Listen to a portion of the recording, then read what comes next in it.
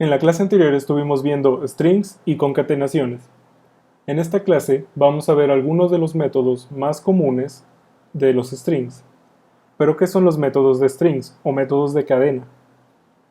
Bien, en programación orientada a objetos, los objetos tienen propiedades y métodos. ¿Pero qué es esto? Una forma de verlo es pensar en una persona. Suponiendo que una persona es un objeto, la persona tiene atributos como por ejemplo su nombre, su edad, su altura, su peso. Esos pudieran ser las propiedades. Y los métodos serían funciones o acciones que la persona puede realizar. Por ejemplo, caminar, hablar, etcétera, etcétera. Entonces, los strings son objetos que tienen propiedades y métodos. Un ejemplo de las propiedades, lo estuvimos viendo en la clase pasada, es la propiedad length. Esto pudiéramos verlo haciendo analogía con la persona, como si fuera la altura de la persona, pues esta es la longitud de la cadena. Eso es una propiedad. Un método sería una acción que realiza el objeto. Por ejemplo, si nosotros quisiéramos buscar qué letra se encuentra al principio de la cadena, podemos utilizar un método llamado char@. Fíjate que las propiedades y los métodos se distinguen porque las propiedades simplemente es el nombre de la propiedad, pero los métodos tienen paréntesis y dentro de los paréntesis podemos poner lo que llamamos como parámetros. Esto es algo que vamos a ver más adelante. Por lo pronto, vamos a ver qué hace este método char@. El método char@, recibe un número. Ese número es la posición que queremos saber qué carácter se encuentra ahí. En este caso, si queremos saber cuál es el primer carácter, tú pensarías, bueno, ponemos el número 1 porque es el primero, pero vamos a ver qué es lo que nos muestra. Fíjate que nos muestra la O, siendo que O no es el primero, es el segundo. Esto es porque los strings, siendo una colección de caracteres, la colección empieza a contar desde el número 0. Esto es lo que se llama cero basado.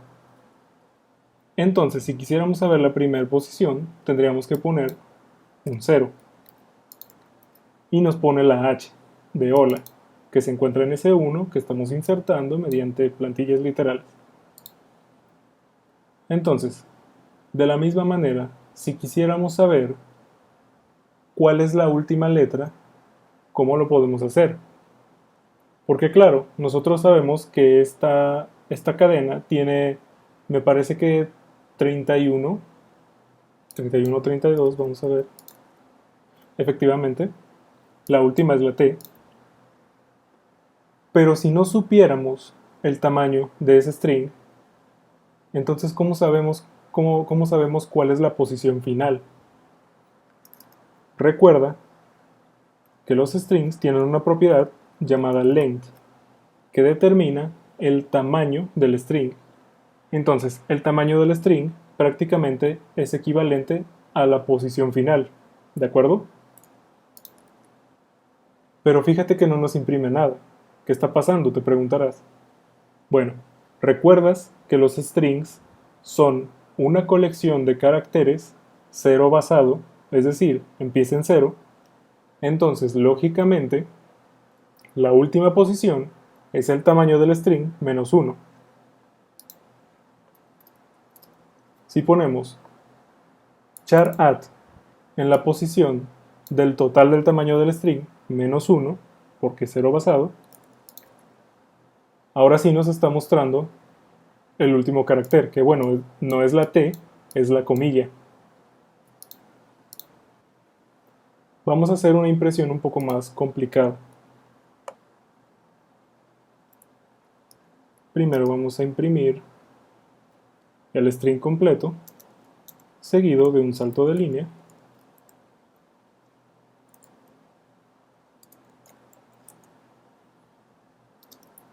Vamos a poner primer carácter, y vamos a concatenar el char add en 0. De esta forma. Concatenamos un salto de línea y vamos a poner último char, y aquí ponemos entonces lo que habíamos puesto hace un momento, el último carácter.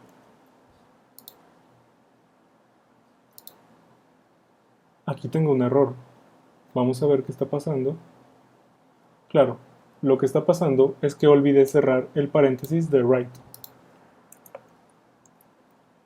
Bien. Hola Cristian desde JavaScript.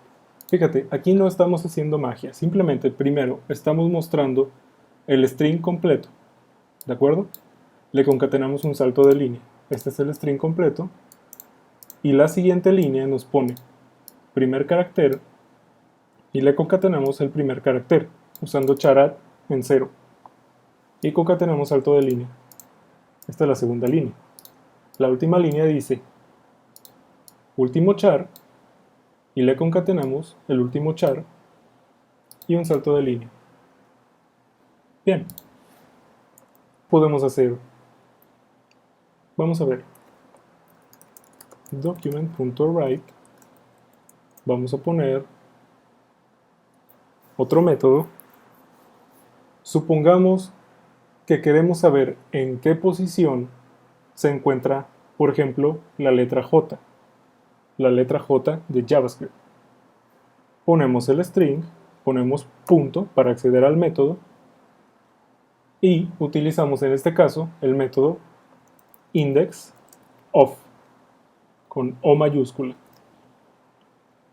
¿Qué hace indexOf? Como su nombre en inglés lo indica, nos da el índice, es decir, la posición de, y lo que recibe es un string o un carácter. En este caso vamos a poner la J de JavaScript. Y fíjate que nos imprime -1. ¿Por qué nos imprime -1? Bueno, fíjate que nosotros le estamos diciendo que nos busque una J, pero le estamos diciendo que busque una J minúscula, siendo que JavaScript tiene una J mayúscula. Esto es porque indexOf es sensible a mayúsculas. Entonces vamos a ponerla como mayúscula. Y ahora sí nos dice, está en la posición 22. De igual manera, podemos buscar palabras completas. Por ejemplo, Cristian, ¿dónde se encuentra la palabra Cristian?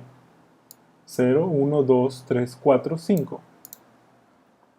Bien, vamos a ver otro ejemplo. Por ejemplo, si nosotros ponemos la letra I, nos muestra que está en la 8. Si Cristian está en la 5, entonces 6, 7, 8. Efectivamente está en la 8. Pero ¿qué pasa si yo no quería esta I? Yo quería la I de JavaScript. Si te fijas, está mucho más adelante. Entonces, ¿qué se hace en este caso? Fíjate bien. El método indexOf recibe dos parámetros.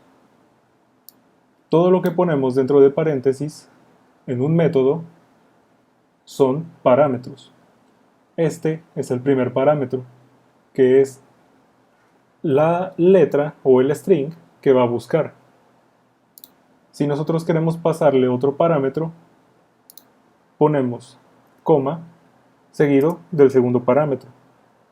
indexOf recibe dos parámetros. El primero, como ya dije, el string, y el segundo es la posición a partir de donde va a buscar. En este caso, si nosotros encontramos una I en la posición 8, le podemos decir busca la I a partir de la posición 9. Entonces ponemos 9 y ahora nos muestra 11. Si esta I estaba en el 8, entonces 9, 10, 11. Pero nosotros queremos la siguiente, entonces podemos decirle busca a partir de la 12. Ahora sí, 29. Sin embargo, esto es bastante impráctico, ya que, como mencionamos anteriormente, Puede ser, de hecho, en la mayoría de los casos, no conocemos el contenido del string, entonces no sabemos cuántas i's hay que buscar. Si nosotros quisiéramos, por ejemplo, la última i, podemos utilizar otro método llamado last index of. Así de sencillo, nos devuelve 29. Last index of, como su nombre lo indica, es el índice de tal letra, pero es el último. Bastante específico. Bien. Realmente, el uso más común, digamos, para index of es para determinar si un string se encuentra o no dentro de un string. Por ejemplo, si en vez de JavaScript pusiéramos Python, fíjate que nos da -1. Eso es porque index of, cuando no encuentra un string dentro del string, nos devuelve -1. Otra forma para verificar si un string existe o no sería el método includes. Vamos a poner aquí un salto de línea. Fíjate que nos pone false. Eso es porque includes lo que hace es buscar el string y nos devuelve simplemente un booleano. Si existe, true. Si no existe, false.